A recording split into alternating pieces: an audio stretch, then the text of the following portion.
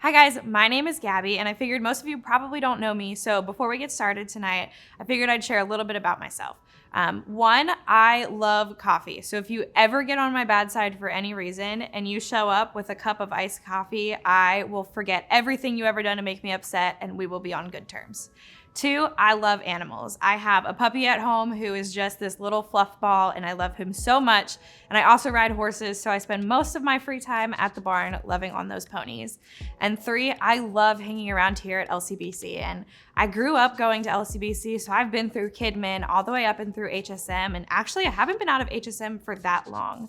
So when I think back to my time in HSM, I'm reminded of what life was like in high school. And I think back to baby freshman Gabby. And as you can see in this picture, I have such a baby face. And this was right out of middle school going into high school.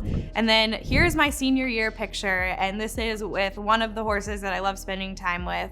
And so when I look at these pictures, you can see kind of some obvious changes, right? One of my most favorite part about high school is I got my braces off. And how many of you know that feeling? It feels amazing, right? And also during high school, I got to have some really cool experiences. I actually got to get my Gold Award in Girl Scouts. I got to go on some really cool trips, do a missions trip. And so many good things happened throughout high school in between these pictures. But also when I think about high school, I'm reminded of some of the not so good things that happened during my life. And so when I was in high school back in 2019, I was diagnosed with an incurable chronic illness. And I remember hearing those words from my mom when she got off the phone with the doctor. And I just felt broken. I felt so lost, and I honestly didn't know what it meant at first. Yes, I'm sick, but what do you mean I'm never gonna be cured? What do you mean I'm never gonna be normal again? And that was the question I was asking in high school. That was what I was wrestling with. Is my life will never be the same and I'll never be healthy again. Not only was I wrestling with these really hard emotions and kind of trying to figure out what it felt like to feel broken inside, I was also asking some really hard questions with God. I was mad at him. I was frustrated. I didn't think that he still could have a plan for my life. I was asking God, why did you choose me to get sick? Why did you choose me to get sick right now? So I don't know what it is that you're wrestling with. Maybe it's bullying. Maybe it's words that people are saying towards you. Maybe your parents got a divorce, or you're moving and going to a new school and you're trying to figure out the crazy years of high school with a new area and new friends. I don't know what it is you're facing, but I know the pain that you're going through. And I feel that with you. It's not fun. But as I reflect back on these situations that I was experiencing, I realized that God was doing something in my life. He had a plan for what I was going through. And see, what we're going to be talking about today is how transformation makes us more like Jesus. So when we're wrestling with these situations and when I'm processing what life looks like for me now, I was learning that God was doing something in my life. He was teaching me how to love myself like he loves me. He was teaching me how to pursue him like he wants me to pursue him. And you see, when we're struggling and we feel like we're in that transformation phase, I want you to remember something. I want you to remember that transformation in our life takes work. It takes us to wrestle with the questions that we're asking God. It requires us to sometimes just sit and cry because we're struggling. But when we're in that season, we have to trust that God is going to do something in our life. We have to sit there with our hands open to the Lord and say, God, I want you to use my story and I want you to transform me. We have to put in the work and the grit if we want our lives to be transformed. If we don't want to be stuck in this season of questioning God forever, begin now to put the work in so God can transform you. I remember when I was in that season of wrestling with all of these emotions and questions, and I was struggling to feel like my life was never going to be the same again. I was so tired and I was exhausted feeling this way. I felt like every day I was waking up and I was just giving up on myself. I was giving up on my body and I didn't want to do the work anymore. And at that moment, I realized that something had to change. That was my moment. That was my moment to say, God, I'm going to start doing the work. So I was sitting outside and I was journaling that day. And I remember just journaling, feeling so angry.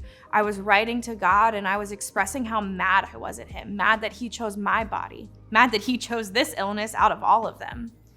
And all of the sudden, there was a shift in my heart. There was a shift that began to feel hopeful. I began to feel that I was worthy and that God still loved me.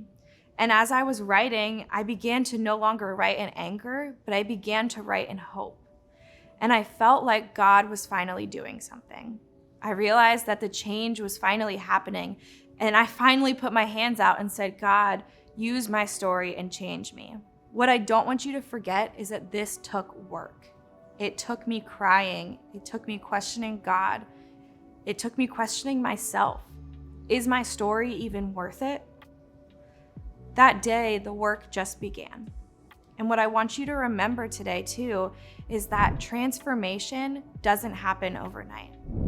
That day when I was sitting outside journaling and that moment happened for me, yes, I wanted to wake up and have everything better the next day, but that's not how transformation in our life works with God.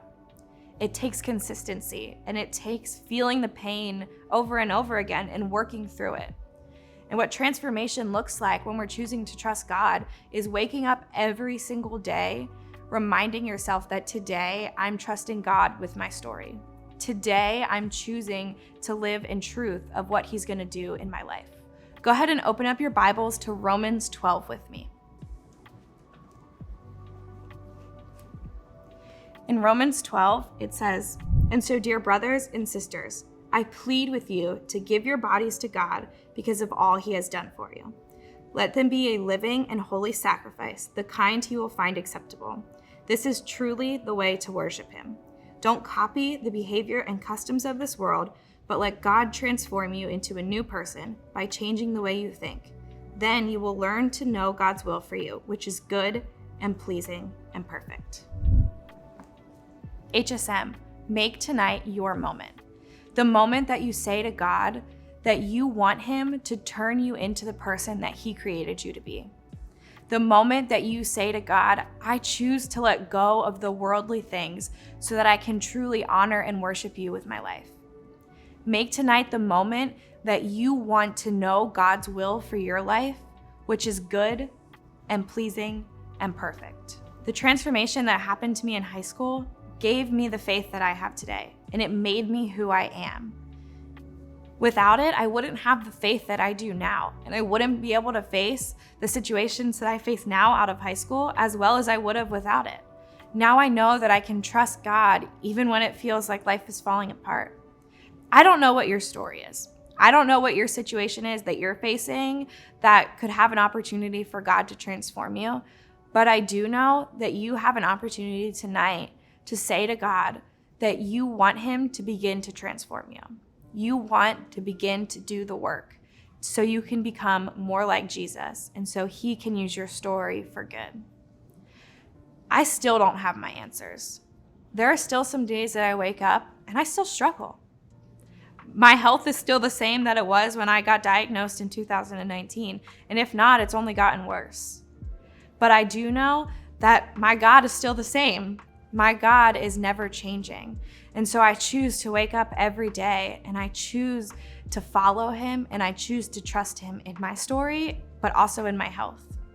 So whatever it is for you today, I challenge you to wrestle with God. Wrestle with what does it look like for Him to start transforming me.